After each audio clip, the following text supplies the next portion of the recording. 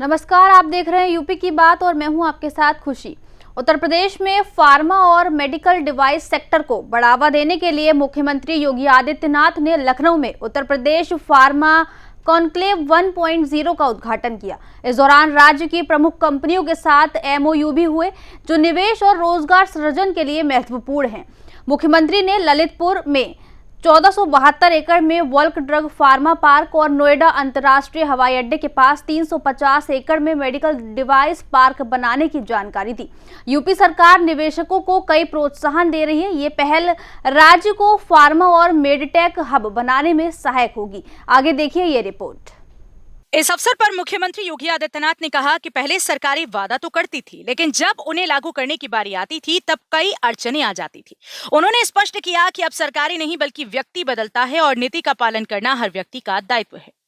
लखनऊ के एक प्रमुख होटल में आयोजित इस कॉन्क्लेव का उद्देश्य निवेशकों और उद्यमियों को उत्तर प्रदेश में बड़े पैमाने पर निवेश के अवसरों से अवगत कराना है।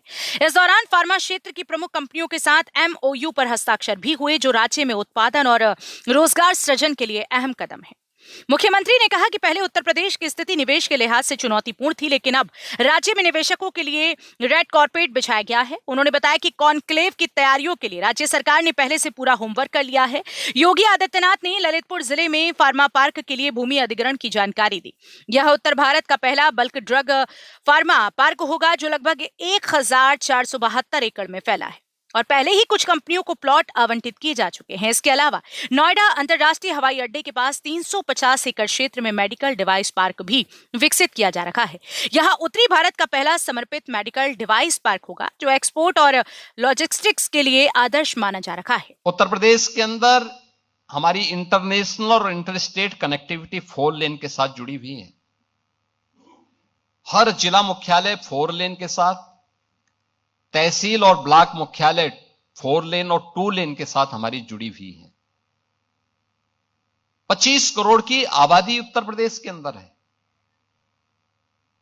बेहतर कनेक्टिविटी है, पर्याप्त जल संसाधन है और इतना इंफ्रास्ट्रक्चर यानी रेल का सबसे बड़ा नेटवर्क हमारे पास, देश के अंदर सबसे अधिक सिटी में मेट्रो का संचालन, देश का पहला इनलैंड वाटरवे, देश की पहली रैपिड रेल और देश के अंदर सबसे अधिक एयरपोर्ट रखने वाला राज्य आज उत्तर प्रदेश है। मुझे याद है, आज से 9 वर्ष पहले एक सपना होता था। मुझे अगर दिल्ली जाना होता था गोरखपुर से, तो मुझे पहले गोरखपुर से लखनऊ आना होता था, लखनऊ से फिर मैं दिल्ली जाता था।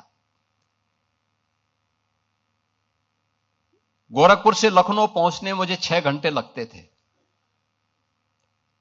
और फिर यहां से फ्लाइट पकड़ता था दिल्ली के लिए।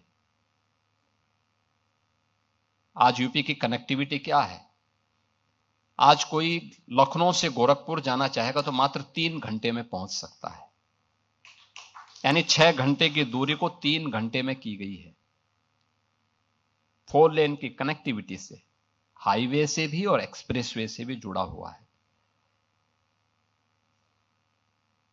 गोरखपुर से एक फ्लाइट चलती थी और वह भी कभी कभी, आज वहां से 14 फ्लाइट चल रही हैं, देश के अलग अलग सिटी के साथ जुड़ी हुई हैं। हमारे वर्तमान में 16 एयरपोर्ट क्रियाशील हैं। उस समय केवल 2 एयरपोर्ट हमारे क्रियाशील थे, 2 आंशिक रूप से थे। आज नए एयरपोर्ट बने हैं, 4 हमारे पास इंटरनेशनल एयरपोर्ट हैं, 5वां international airport Noida international airport इसी महीने हम लोग आदरणीय प्रधानमंत्री जी के कर कमलों से समर्पित करेंगे राष्ट्र को। यानी कनेक्टिविटी, इंफ्रास्ट्रक्चर का विकास और बेहतरीन निवेश के अवसर उत्तर प्रदेश के अंदर विकसित करने के बावजूद भी उत्तर प्रदेश देश के उन बड़े राज्यों में एक है जिसने अपना फॉरेस्ट कवर भी बढ़ाया है। ऐसा नहीं कि हम लोगों ने केवल भौतिक विकास के बारे में, हमने पर्यावरण को भी बेहतरीन ध्यान दिया है और उत्तर प्रदेश ने पिछले 9 वर्ष में अपने फॉरेस्ट कवर को भी तेजी के साथ विकसित किया है। अब उत्तर प्रदेश के अंदर पिक एंड चूज नहीं है। पॉलिसी पैरालिसिस की स्थिति नहीं है। आज उत्तर प्रदेश के पास अपनी 34 सेक्टोरियल पॉलिसीज हैं, हर एक फील्ड की अपनी पॉलिसी। कोई भी निवेशक आएगा, सिंगल विंडो के प्लेटफॉर्म के माध्यम से हम उसे सुविधा उत्तर प्रदेश के अंदर उपलब्ध करवा रहे हैं। इंसेंटिव वितरण के लिए मैं स्वयं उसकी मॉनिटरिंग करता हूं कि अगर किसी निवेशक ने, किसी इन्वेस्टर ने यहां निवेश किया है तो पॉलिसी के दायरे में रह करके उसको हमने समय पे उसका इंसेंटिव दिया है कि नहीं दिया है, और फिर इसमें हर एक स्तर की जवाबदेही भी तय होती है।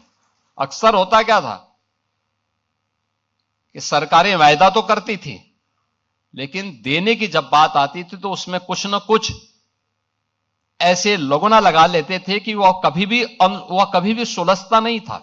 हमने कहा भी नहीं, जब सरकार ने एक बार कह दिया है, बहुत बार होता है सरकार बदलती है, हमने कहा भी सरकार सरकार होती है, व्यक्ति बदलता है। किसी भी सरकार ने कोई पॉलिसी बनाई है उसका पालन करना अगले का दायित्व बनता है। किसी ने भी यहां पे तय किया हो, 2007 में तय किया हो, 2012 में तय किया हो, 2014 में तय किया होगा, अगर किसी सरकार ने तय किया है उसको हम लागू करेंगे। हमने उसको प्रभावी ढंग से लागू किया, नई पॉलिसीज दी हैं, पॉलिसी के दायरे में बिना भेदभाव के हर एक इन्वेस्टर को उसका इंसेंटिव भी समय पे हम लोगों ने उपलब्ध करवाया है। मुख्यमंत्री ने बताया कि यूपी फार्मास्यूटिकल और मेडिकल डिवाइस इंडस्ट्री पॉलिसी 2023 के तहत निवेशकों को 15% पूंजीगत सब्सिडी, स्टाम्प ड्यूटी में 100% छूट और बिजली ड्यूटी में पूर्ण छूट जैसी सुविधाएं दी जा रही है। इस कॉन्क्लेव में सन फार्मा, मैनकाइंड फार्मा, डॉक्टर रेड्डीज और जाइड्स जैसी बड़ी कंपनियों के प्रतिनिधि भी शामिल हुए। उप मुख्यमंत्री ने कहा कि ये पहल उत्तर प्रदेश को फार्मा और मेडिटेक हब बनाने में सहायक होगी और राज्य को $1 ट्रिलियन अर्थव्यवस्था के लक्ष्य की ओर अग्रसर करेगी। नीति आयोग के सदस्य विनोद कुमार पॉल ने भी इसे राज्य के विकास के लिए महत्वपूर्ण बताया। तो उत्तर प्रदेश अब निवेशकों और फार्मा उद्योग के लिए एक आकर्षक गंतव्य बनता जा रहा है। राज्य सरकार की ये पहल रोजगार, उत्पादन और आर्थिक विकास के नए अवसरों को जन्म देगी। कुल मिलाकर उत्तर प्रदेश अब फार्मा और मेडिकल डिवाइस सेक्टर में नई पहचान बनाने की और तेजी से बढ़ रहा है। सरकार की नीतियां, निवेशकों को मिल रहे प्रोत्साहन और बड़े प्रोजेक्ट्स राज्य को इंडस्ट्री हब बनाने में अहम भूमिका निभाएंगे। आने वाले समय में इससे न सिर्फ निवेश बढ़ेगा बल्कि रोजगार के नए अवसर भी पैदा होंगे। फिलहाल के लिए इस खबर में इतना ही। देखते रहिए यूपी की बात।